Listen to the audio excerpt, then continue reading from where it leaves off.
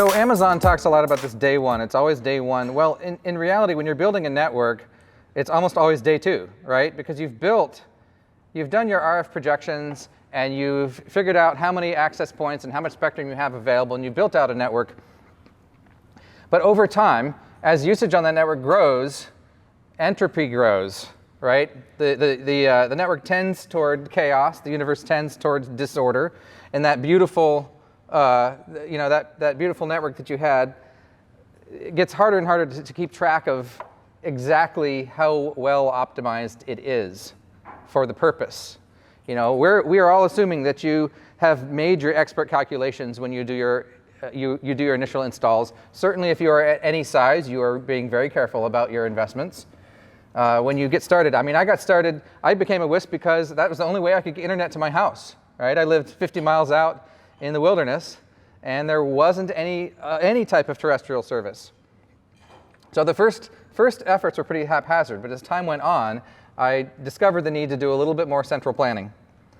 And so when you're small, you're kind of that superhero WISP. You end up doing everything yourself. You end up getting an instinctive understanding of how RF operates through the school of hard knocks, right? Through experience.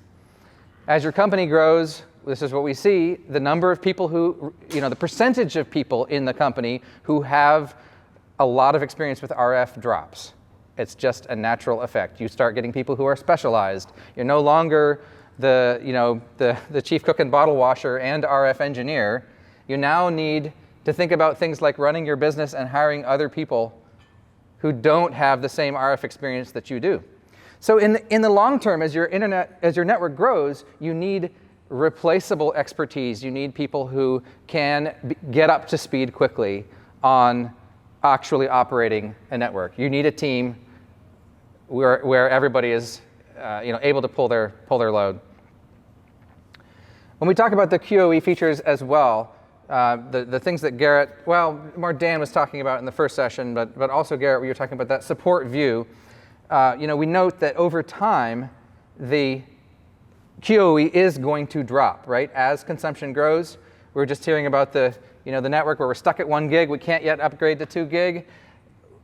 QoE is gonna drop as demand increases. Demand always increases. The universe tends toward entropy and disorder over time. So the existing inline features have acted as an early warning system where we can measure latency and loss, as we showed in the diagrams, and most of you are familiar with those features of Preseem.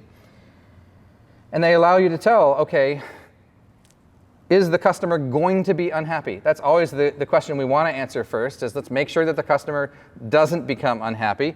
And I've done a lot of support over the years, and my experience has always been that by the time the customer has to complain, where you weren't proactive, you've already lost their soul. You've lost the heart. They now equate you with a bad experience. Even if you then treat them with kid gloves and you do an awesome job for them and you go above and beyond the call, it's still just very difficult to erase that experience. So proactive ends up being much cheaper than reactive in the long run. And what we can see with the support views that we have today, we can tell if there is an RF level problem, but we weren't previously pinpointing exactly what that RF problem was. So by adding in RF and airtime analysis, we now can actually catch this wave earlier in time before it even becomes a QoE problem. So I like to think of these two sets of features, the inline metrics, critical to understanding the actual customer experience, no matter what the access layer is, and then the RF QoE features, where there will be a correlation, like low airtime and bad RF is absolutely one of the causes of poor QoE, but it's not the only one, right? So we've discovered that we can actually give you a more early warning system. We can be even more proactive, particularly when what we're doing is capacity planning, not just remediation. So we're going to talk about this. I like to use this, those of you who've seen Squid Game, it's a constant tug of war between the subscribers, they want, give me more bandwidth at the expense of worse QoE, and the ISP pulling back on the other side, attempting to make sure that everybody can be happy all at once. It's a bit of a tug of war. So we want to optimize performance for, as we heard about with the 4-color system, Dan talked about a little bit in the previous session. It's not just good enough to have a red, green, and yellow. We really need a blue, which says here's performance that's now optimized for the needs of the consumer, the needs of the subscriber, and for the operator's need to make money. You need to make a return on investment on these access points, right? So the perfect optimization is one where you are upgrading at exactly the right time before QoE degrades, but you are minimizing the number of tower climbs that you're doing. You are reducing drive time, as we heard the example. If you're already out in the field, we can make sure go take care of some other problems while you're there as well. And then timely upgrades. We want to make sure that we're paying attention to the things, not just necessarily the things that are in the worst condition, but in the worst condition that is having the worst impact on your business. And we'll talk about that in some detail. So that enables us to do this as we grow, and as the customer usage grows. We're in this grow, fix cycle, but then also shorten the time to identify the problem, and make sure that we're getting the right inputs, whether it's a support issue or whether it's a capacity planning and network engineering issue. So we've introduced this concept of the 4 colors. And I'm showing you these 4 colors on what is called a normal distribution, or a bell curve. Some of you might know this. And it describes how at the green end, essentially, we have underused capacity, almost certainly. We're not making a solid return, probably, on that equipment. At the red end, we absolutely have a bad customer experience. So to a certain extent, it doesn't matter how much money we're making if we're overloading something, whether it's we're overloading airtime or we are overloading latency. And the yellow, so of course, is as we're trending downward toward red. That would be that's our early warning system. But the majority of equipment, ideally, should be in this blue range, where we're optimizing both for how many bits we're passing over it and how much revenue we're making, and optimizing for QoE. So there's this Goldilocks zone, right, where normal is just right. So when we talk about a normal distribution curve, we are doing statistical analysis on all of the equipment in the field around the globe and determining what is normal and what is healthy. We don't have to use a manufacturer's spec sheet to do that. So our ultimate goal is to simplify the chaos of all of the variables that go into operating an RF network, whether that's external interference, whether that's your own interference, whether that's environmental problems. I'm guessing that many of you did not ever have to deal with ice fog and thermal inversions like I did in Alaska, where you can have thermal inversions that go on for days and cause massive ducting and cause everything to drop out, things that would normally have 40 dB of headroom, not in circumstances like that. So being able to identify those problems is important, and then turn that knowledge, turn that analysis of how equipment actually operates in the field, run by you guys, how it's actually built in the field, and turn that into an RF expert system, which enables your existing RF experts to be much faster at what they're doing, and also enables you to very quickly bring new people up to speed or bring new equipment online and have an understanding of how well you are optimizing its performance. So we've shown you a lot of charts in the past in Preseem. In the past, Preseem was very chart-oriented. And so for us to, as the founders team had to look at that and said, well, we can go beyond just being the chart people, right? We don't actually want you to have to stare at a chart for your job. It's awesome that we have them and that you can look at them and you can find out so much from them. But we really want to go beyond that to a new methods of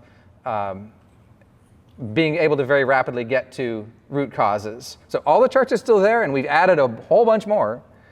But we feel like you should be looking at the chart for verification as a last resort, right? You shouldn't be having to look at the chart all the time. So how can we do this? Well, we've got this global data pool.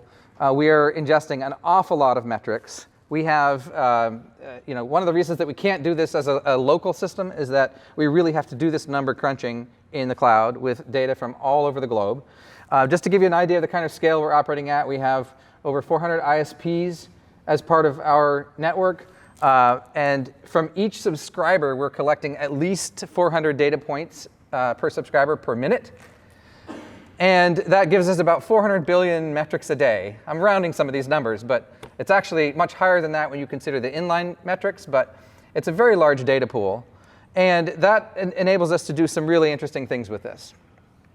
So we've got some years of data to draw on where we can analyze this throughout time. Many of you have read our fixed wireless report where we talk about kind of absolute performance numbers. How does equipment actually perform in the field as you operators have deployed it? But that's just the tip of the iceberg. There's so much more data that we can give back to you when we pull out some deeper algorithms that are looking at it over a longer period of time. The other thing is we're vendor neutral, right? We normalize performance across all vendors. Every vendor that will work with us, we add them into our system, and that, again, as Dan said, shortens the time that you need to learn new tools. Your support people can learn fewer tools. People who aren't necessarily having write access to the network, right? If you have read access to the network, you don't necessarily need a management tool. And then the performance profiles that we're building up for each of these pieces of equipment, for each of the configurations, for each of the frequency bands. There's about 9 or 10 different dimensions that we use to group this information together. This is a continually self-updating profile for every piece of equipment that's in the field. And so we can group equipment of like performance together. And so that lets every WISP profit from the behavior of WISPs collectively without revealing any personal information, without revealing your secrets to anybody else. It's completely safe, just as we did with the inline metrics, where we collect data from your customers, but there's never anything embarrassing in there. Likewise, the data is, it enables all WISPs to help each other in a way that is completely safe. And why no one has done this before? As we talked about, this is not what an NMS does. You still need network monitoring tools, network management tools to monitor your infrastructure for up and down. But up and down tools are not optimized for understanding gradations of behavior. Most NMSs are built from a data center perspective. They're designed to look at data center equipment. They're not designed to handle the chaotic world of RF. Even tools that are meant for monitoring RF backhauls are not suitable for monitoring thousands and thousands of RF-based customers. An individual customer going offline is usually not actionable.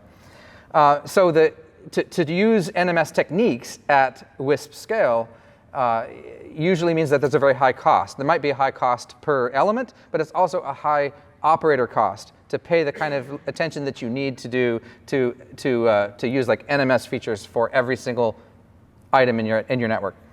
And vendor tools, of course, are a little bit more NMS-like than what we do. Like the tool that's used for provisioning, even a tool that has some history, is still, or looking at it from a network monitoring perspective, not a performance profile perspective. Because this is also a fuzzy problem, right? If you're trying to determine, well, is the equipment from, let's say you have a storm comes through and knocks your performance down for a while.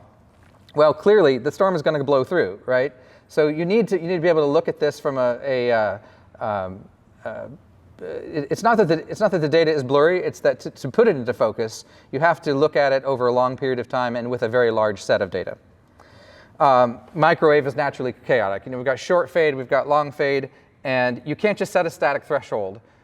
There are operators who do things like, okay, we're going to set a static threshold where if this equipment drops by 10 dB, we know we need to go look at it. That's very helpful. That's absolutely a good use case. But the problem is what happens when performance degrades and signal hasn't dropped? Or we've even seen cases where SNR, as measured by the equipment, hasn't dropped, but performance is actually tanked. I saw one example where an operator, they had low RSSI on the subscriber, so they wanted to put a bigger dish in. They got a higher RSSI, but performance didn't improve because they didn't balance the chains, right? So performance really has to be measured as the thing itself, not just the environment that this performance is occurring in. So when we build that profile, we're building that profile of the performance as it actually is occurring. We're not even looking at RSSI. We don't really care. The question is this equipment performing as it should? And if you are making a purely self-learning model, where we're trying to determine, okay, we want to determine whether behavior is normal for this one piece of equipment, well, you can have a piece of equipment that degrades over time, and if that self-learning model thinks, okay, my last 2 weeks of history are what are normal, then that model eventually goes out of whack, right? And you aren't going to be able to catch when things actually go awry. So to have a self-learning model for each piece of equipment by itself isn't sufficient. We really need to have this model that takes into account the global pool of equipment. Vendors don't really do this. Their focus is elsewhere. Deployed performance by the operator is not the same thing as the spec sheet, right? And you can get into this battle with the vendor where you say, you told us this equipment would do X. And then the vendor's like, well, that would be if you had deployed it the way we told you to, or, and then also, vendors are not really well suited to making a neutral tool, right? Even there are some RF vendors who have tried to do like vendor neutral NMS, but it's never a good fit when you're dealing with, okay, well, we're going to, imagine trying to load all of your Cambium gear into UNMS, or vice versa, all your Ubiquiti gear into CN Maestro. It wouldn't really make a lot of sense. Each vendor is bent on proving the superiority of their equipment over other vendors, not the real world as built. And then lastly, we're focusing on the ROI side of this Preseem Blue, where we want you to be the best that you can be, but within reason. We don't want you to be doing unnecessary truck rolls or unnecessary upgrades on your network. And without having the picture of both the QoE data from the inline element and the user behavior, nobody else has the whole picture. So we were really able to put this together in a way that's do. A vendor's not going to be able to do. And lastly, we talked about the big data tools.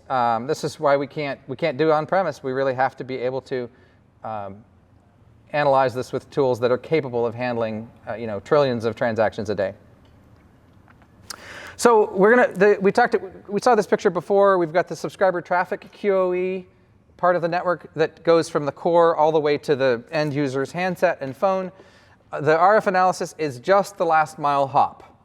So imagine where we're going, right? We're spreading out in both directions here from the fixed wireless analysis. So the 3 points to this would be maintaining the value of an installed RF network. So we talked about some of the use cases. Was the install well done? You can't just, it's nice to have a target RSSI, but that's not the whole picture. Have conditions deteriorated over time? With an ambitious retention period, you can answer some of those questions quite comprehensively. And then has interference risen? That's another thing that you're going to be able to track over time with this. And then secondly, improving the value of your installed RF network. That's normally, that's part of your day-to-day operations, whether that's expansion or whether that's remedying problems that have occurred. So some of the questions that I'm going to show you examples here of answering the question, which subscribers are the most damaging to my ROI? Which subscribers are experiencing poor QoE directly as a result of poor RF? Which access points are underperforming at the RF layer? One of the things that makes looking at AP performance a little bit difficult is that it's difficult to separate low demand from low supply, right? You could have an AP that looks like it's operating normally, but you can't just take the user behavior as the be-all and end-all of the description of that AP performance. And then what's the most effective configuration for a particular type of equipment? We get asked this question a lot. And this is one that you're really going to be able to dig into, where if somebody says, OK, what kind of plans can I sell with a given channel width and a certain number of subscribers? The data that we have can tell us this. And we're going to be building even more tools that enable you to answer questions like that.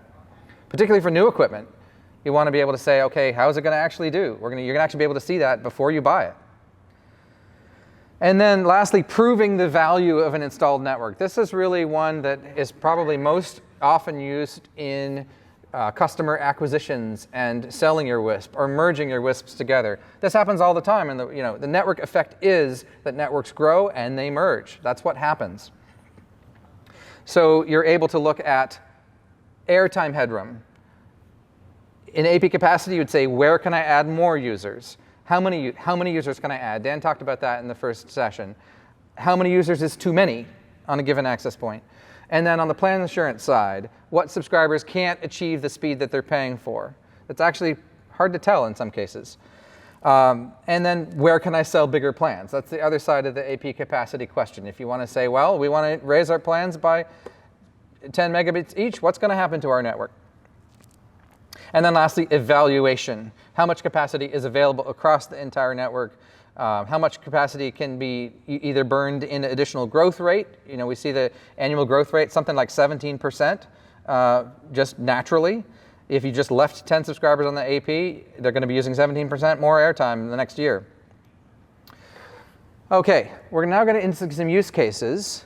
And the three that I'm going to go through, I believe we'll have time here to quickly demo 3 of them. Which subscribers are the most damaging to my ROI? Which access points are underperforming at the RF layer, and how many users is too many? So I'm going to quickly talk a little bit about how we built these scores. Dan talked about them briefly. I'm going to go into a little more detail. So with the RF score, we are combining 2 major components of what's happening to that RF signal, the stability and the efficiency. So you've all seen the daily corn fade. I've heard it described. You know, somebody put a link across a cornfield, and they were getting corn fade, where the signal was fluctuating by more than they would have expected. I've seen almost any type of weather fade. I talked about the ice fog fade. There's the natural thermal fade that occurs every day. How much is too much, right? This is something that we can build a statistical profile of, so that you don't have to go look at the graph to determine, is this thing fluctuating more than it should be? We know this, we can tell this to you already because we've built that profile, that global profile for this equipment. And then similarly, efficiency. How well is it actually performing? Can it perform better? Those 2 things combined, it was 4 things really, because it's in 2 directions up, 2 directions down. And we combine that into that 0 to 10 score that we've heard about a few times. So let's just take a quick demo of that. We'll take a look at RF scores. There's a new section in the interface called Network. Right now we're listing CPE radios and access points. We'll start with CPE radios. You can see that we have a little histogram of the distribution of RF scores for all CPE radios right here. We can see we have 365 in the excellent state, just about 2,000 in the blue okay state, and then some in warning and a few in critical. We can also see, if we look at the health tab here, we can see that RF score right here in the list. We can sort, and we can also filter. So we can say, show us just a few of these. Let's see the warning and critical ones.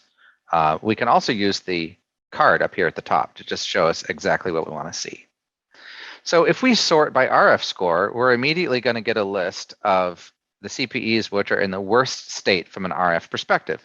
Some of these even have negative values here. So I'll scroll up. Let's find one here that's pretty bad here, like this CPE right here. Let's take a look at the detail for it. See, immediately we're having a pretty low score on RF efficiency and stability here, and we're also getting a red warning in the diagnostics with that RF performance critical due to RF efficiency being really poor. We can also go look at the underlying metrics for this. If we go over to the metrics view, we can see that we have, here's the detailed view for the past, we're looking at the past week or so here in the time picker. We can see that we've got, the little bit of jitter and variation there on that RF efficiency and stability, but it's hovering right around 0, which is what we're seeing on that average in the overview. We're seeing a 2-week average here. So this immediately lets us determine which radios have the worst RF conditions that need improvement. At the access point level as well, we have this aggregated. We'll look at the health here, and we have an RF score for access points as well. That's going to be the average of all of the radios that are attached to that access point. So if we were to say, let's grab I'll use the filter here. Let's grab some access points with a few radios on them, and let's find one where the average is, let's go warning, and let's go see if we can find any specific CPEs on that AP. Again, we have an overview dashboard for this AP. We can see that our overall RF efficiency and stability is in the warning. If we look at the connections tab for the access point, now we'll get a list of the CPEs that are attached to this radio, and we can see that I'm going to sort them by RF scores. We can see that the average is being dragged down. It looks like we've got quite a few that are in blue here that are okay, but it looks like there's about 10 or so that really need some improvement, and there's one that's really bad in the red there. So this immediately allows us to see what radios on an access point are in the worst condition from an RF perspective, and then CPEs overall, depending on which view you go take a look at. So that's a very helpful tool for immediately seeing what is actionable at the RF level. At the AP level, we group this together. We'll show you that in a second. But simply sorting by RF score isn't actually the first thing that we should do for our network. Because you can have a user that has poor RF, but doesn't use any data. That's my favorite kind of user, right? They're bringing in money and they're not using any bandwidth. But that isn't, those users are not harming others. And when we talk about business value, or I'm talking about the business value score, the business impact score, is which users are having a negative impact on other users on the access point. I wrote a blog post about this last year, which I hope that you will have read, which talks about the impact that even one subscriber who has a low modulation can do to the airtime on that access point. Because the amount of airtime used, if you think about it, the average user uses a certain amount of bandwidth at peak busy hour. Individual users fluctuate, right? But if you think of the average user, the median user, there's going to be a number there, what they use at peak busy hour load. And the ratio between airtime and airtime consumed for modulation is nonlinear. As your modulation drops, airtime dramatically rises for a given amount of throughput.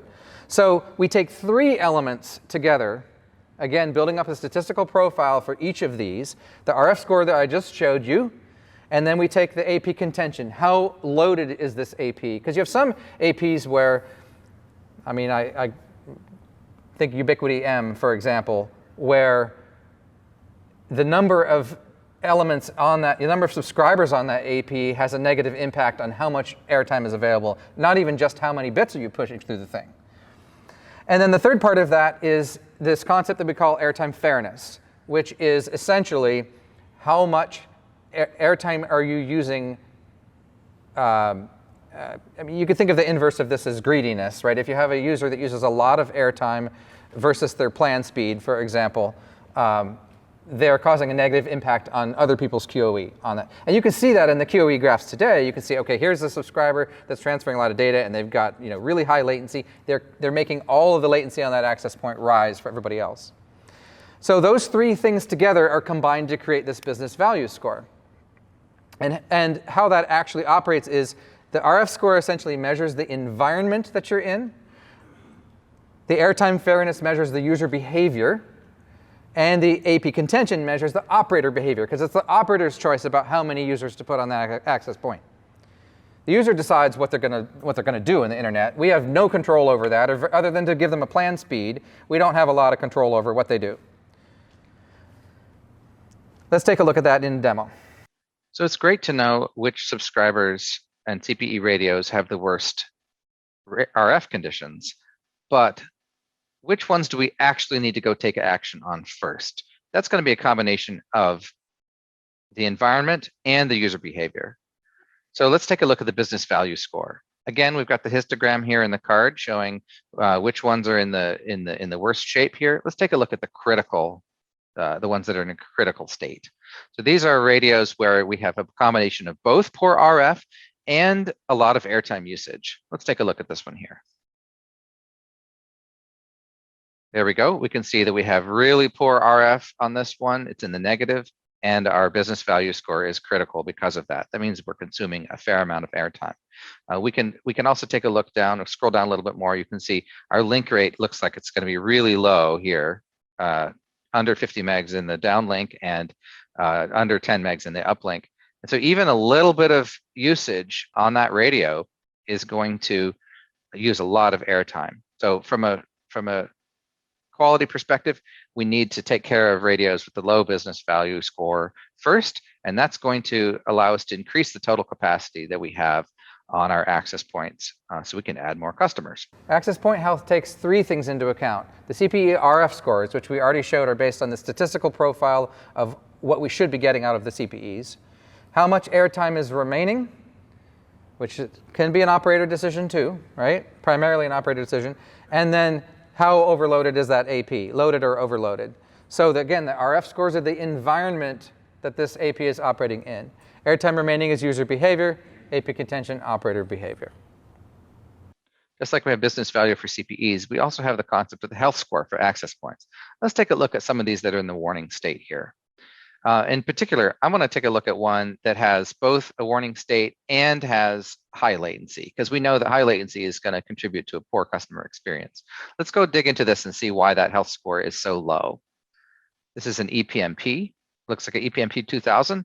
And let's see, it has some subscribers on it. It's got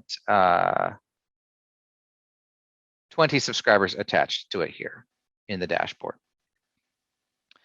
Notice that our RF efficiency is actually pretty decent, but our health score is in the orange here.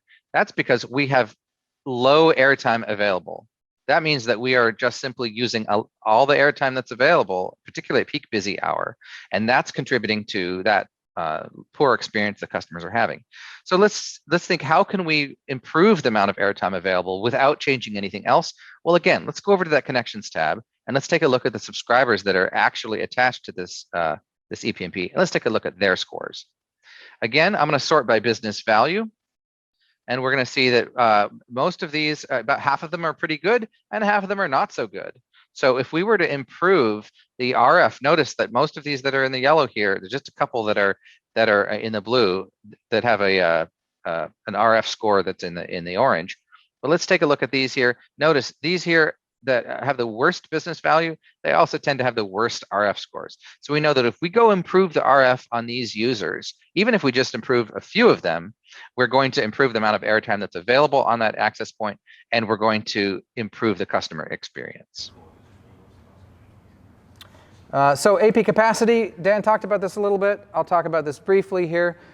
This is where we try to predict how much extra capacity is there available, or by how much capacity have you oversubscribed this access point.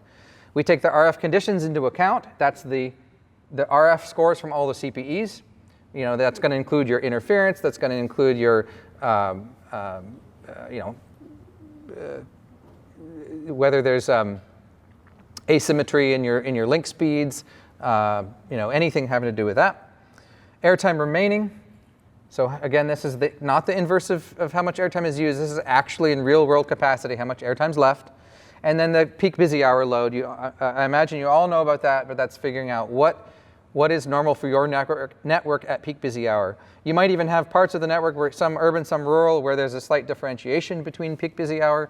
But in general, we see across all WISPs, there's a fairly normal distribution of what the average user uses. So then we combine those three things together to produce an individualized capacity score for each access point. So again, we're taking the individual RF conditions for that access point, how much airtime is remaining on it, and then your ISP-wide busy hour load. So that gets the data pool is what we use to create the RF conditions. Airtime remaining and busy hour load are affected by user behavior.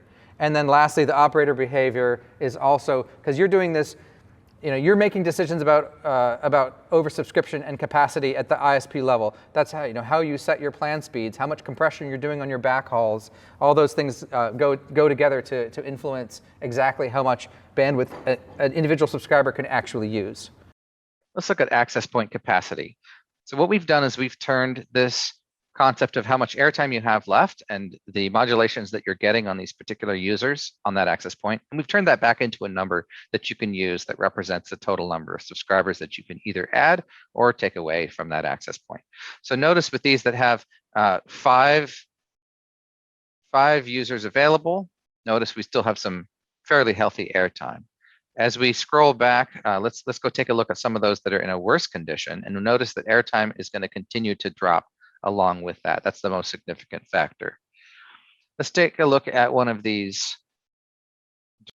We took a look at this radio in detail. Notice that the overall health score is pretty good, but we don't have much capacity to add more subscribers. If we know that there are no more subscribers in this area, that may be fine. We've got 32 attached, but let's say that we want to increase our ROI in this radio and we want to add some more subscribers. We want to make sure that we've got plenty of headroom there. So let's go ahead and take a look at the connections tab again. This will tell us which radios are in the worst shape right now. Let's see if there's any of these that can be improved. It does. They're all pretty good. They're all pretty good. So this really, on this radio, this is just a usage problem. We wouldn't want to sell any bigger plans. We really wouldn't want to add any more customers. In this case, that available subscriber capacity in the critical state is a really good indicator that this is about the sweet spot. We don't really want to go any further with this and add any more customers. At the same time, we'd want to keep an eye on it to make sure that the health score doesn't drop. We want to make sure that the user business value scores remain high.